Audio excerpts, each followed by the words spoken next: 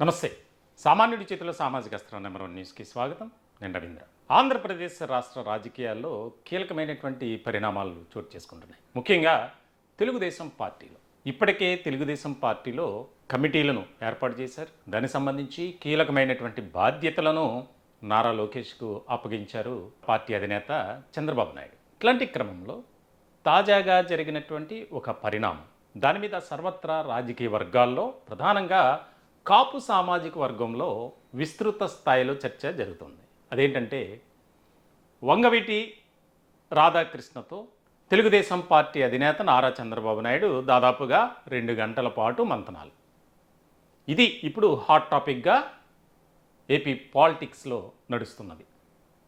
చాలా కీలకమైనటువంటి అప్డేట్గా మనం ఇది చూడాలి. ఎందుకనంటే ఏదైతే ఎన్నికలకు ముందు రాధాబాబుకు నారా చంద్రబాబు నాయుడు ఇచ్చినటువంటి ఒక హామీ ఏదైతే ఉందో అది నెరవేర్చలేకపోయారు అనేటువంటి ఒక అసంతృప్తి, వ్యతిరేకత, నిరాశ, నిస్పృహ ఇప్పుడు వంగవీటి అభిమానుల్లో పెద్ద ఎత్తున కనిపిస్తుంది. దీనికి సంబంధించి అంటే ఎలాంటి పరిణామాలు చోటు చేసుకున్నప్పటికీ తీవ్రమైనటువంటి ఆవేదన వ్యక్తం చేస్తున్నారు వంగవీటి అభిమానులు.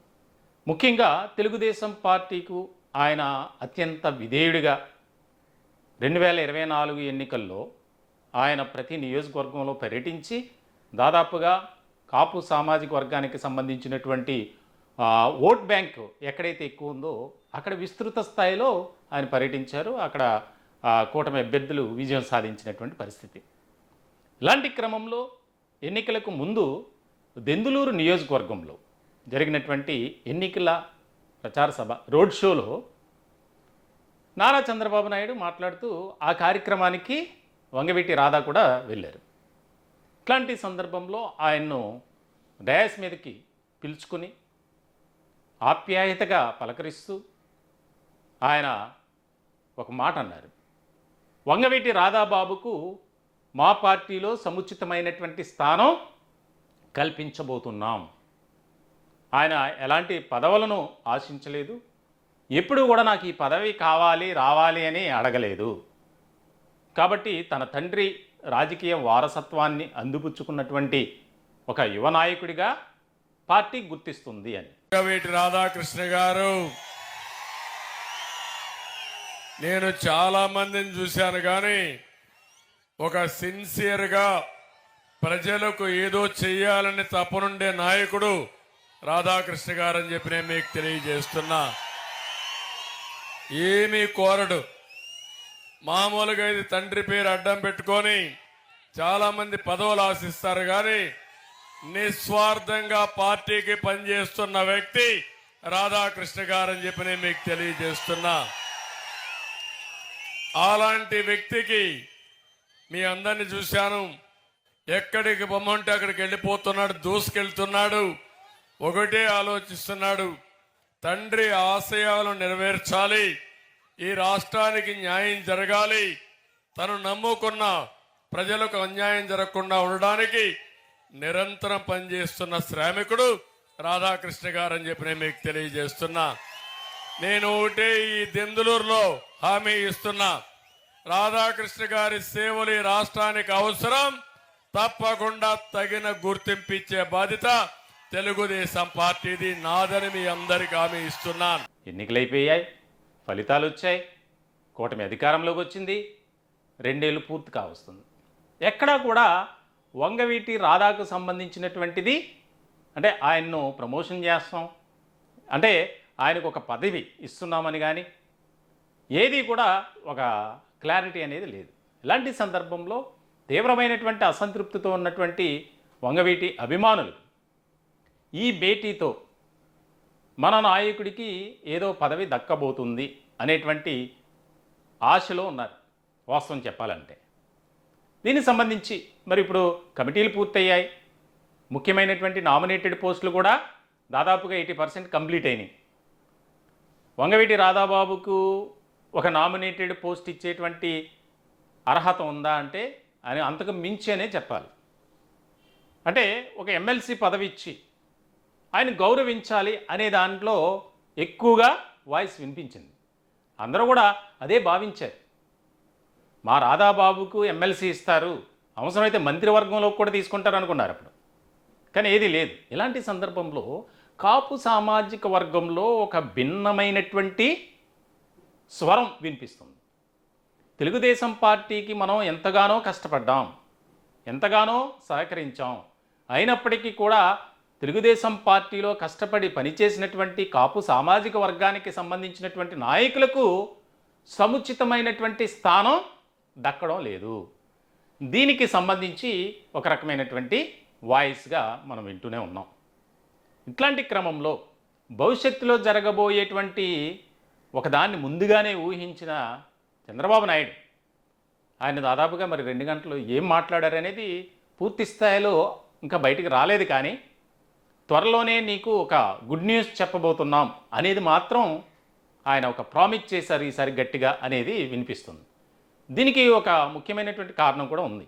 అంటే త్వరలోనే 2027లో ఎమ్మెల్సీ దాదాపుగా ఒక 6 ఖాళీ అవుతున్నాయి ఏపీలో. ఇప్పటికే 4 ఖాళీగా ఉన్నాయి. ఇవ్వాలనుకుంటే ఇప్పుడే ఇవ్వచ్చు. కానీ దానికి సంబంధించి ఖచ్చితమైనటువంటి సమయంలో ఆ పదవి ఇస్తే పార్టీకి మరింతగా అది ఉపయోగకరంగా మారుతుంది, బలోపేతంగా దోహదపడుతుంది అని భావిస్తున్నటువంటి చంద్రబాబు నాయుడు ఆ రకమైనటువంటి ఆలోచన చేసేటువంటి అవకాశాలు కూడా స్పష్టంగా కనిపిస్తున్నాయి. వాస్తవానికి స్వర్గీయ వంగవీటి మోహన రంగా గారి రాజకీయ వారసుడిగా ఆయన సైలెంట్ పాలిటిక్స్ అంతా, ఎక్కడ కూడా తన తండ్రిలానే ఆయన కూడా ఒక రకమైనటువంటి ప్రజాసేవలో ఉన్నారు. ఇలాంటి తరుణంలో తన సోదరి వంగవీటి ఆశాకిరణ్ కూడా ఈ మధ్య కాలంలో ప్రత్యక్షంగా ప్రజలతో మమేకమవుతున్నారు. అవన్నీ తెలిసినటువంటి అంశాలే. ఆమె జనసేనలోకి వెళ్తున్నారు. దీనికి సంబంధించి తన సోదరుడికి పోటీగా అంటే రకరకాలుగా వచ్చినాయి. కానీ ఎక్కడ కూడా ఇప్పటి వరకు ఒక క్లారిటీ అనేది ఆ విషయంలో మాత్రం స్పష్టత అనేది రాలా. ఇట్లాంటి నేపథ్యంలో ఇక్కడ తెలుగుదేశం పార్టీలో కాపు సామాజిక వర్గం ఇంపార్టెంట్ రోల్ అనేది మనం చెప్పుకోవాలి. దాదాపుగా చాలామంది నాయకులు ఉన్నారు. ఒక బలమైనటువంటి సామాజిక వర్గంగా ఆ పార్టీకి మొదటి నుంచి, పార్టీ ఆవిర్భావం నుంచి, అంటే దాదాపుగా 4 దశాబ్దాల నుంచి కొమ్ము కాశారనే చెప్పాలి కాపులు.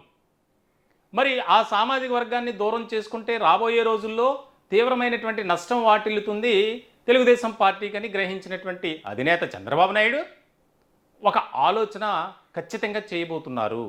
దీనికి సంబంధించి త్వరలోనే వంగవీటి రాధాబాబుకు ఒక మంచి పదవి ఇస్తారు, అది కూడా ఎమ్మెల్సీగా అవకాశం కల్పిస్తూ దానికి సంబంధించి అవసరమైతే మంత్రివర్గంలో కూడా తీసుకోవచ్చు అనేది వినిపిస్తుంది. అది ఎంతవరకు వాస్తవం అనేది మనకు తెలియదు. కానీ ఆయన అభిమానులు కానీ, అనుచరులు కానీ, శ్రేయోభిలాషులు కానీ ఆశించేది మాత్రం అదే, ఎమ్మెల్సీగా అవకాశం ఇచ్చి ఆయన మంత్రివర్గంలోకి తీసుకోండి అని. దీనికి సంబంధించి మరి ఏ రకమైనటువంటి పరిస్థితులు ఉంటాయి, ఎట్లాంటి సమీకరణాలు, ఇక్కడ కాపు సామాజిక వర్గాన్ని దగ్గర చేసుకోవడం చాలా ముఖ్యమైనటువంటి అంశమే. కాకపోతే మరి దానికి సంబంధించి మిగిలిన వర్గాలను కూడా సాటిస్ఫై చేయాలి. అక్కడ ఉన్నటువంటి పదవులను పంపిణీ చేసే విషయంలో కూడా చాలా జాగ్రత్తగా వహించాలి. ఎందుకంటే రాబోయేది ఎన్నికల సమయమేగా. ఆల్రెడీ 2 ఏళ్ళు పూర్తయిందంటే ఇంకా ఎన్నికలకు సంబంధించి సన్నాహాలు ప్రారంభం అయినట్లే. మొత్తానికైతే ఈ ఇద్దరి భేటీ అనేది రాజకీయంగా అత్యంత ప్రాధాన్యత సంతరించుకుంది. దీనిపై రాష్ట్ర రాజకీయ వర్గాల్లో, మరి ముఖ్యంగా తెలుగుదేశం పార్టీలో, ఇంకా అంతకంటే ముఖ్యంగా వంగవీటి అభిమానుల్లో కానీ, అనుచరుల్లో కానీ, శ్రేయోభిలాషుల్లో కానీ, ఇంకా అంతకంటే ముఖ్యంగా కాపు సామాజిక వర్గంలో విస్తృత స్థాయిలో చర్చ జరుగుతుంది. చూడాలి మరి రాబోయే రోజుల్లో వంగవీటి రాధాబాబుకు ఏ రకమైనటువంటి పదవి అప్పగిస్తారు, తద్వారా ఇప్పటివరకు జరిగినటువంటి ఏదైతే గ్యాప్ ఉందో అది పూడ్చుకునేటువంటి ప్రయత్నం చేస్తారా లేదా అనేది చూడాల్సిందే. ఈ టాపిక్పై మీ విలువైనటువంటి అభిప్రాయాలు కామెంట్ రూపంలో తెలియజేయండి. దయచేసి మా ఛానల్ని సబ్స్క్రైబ్ చేసుకోండి. Thank you.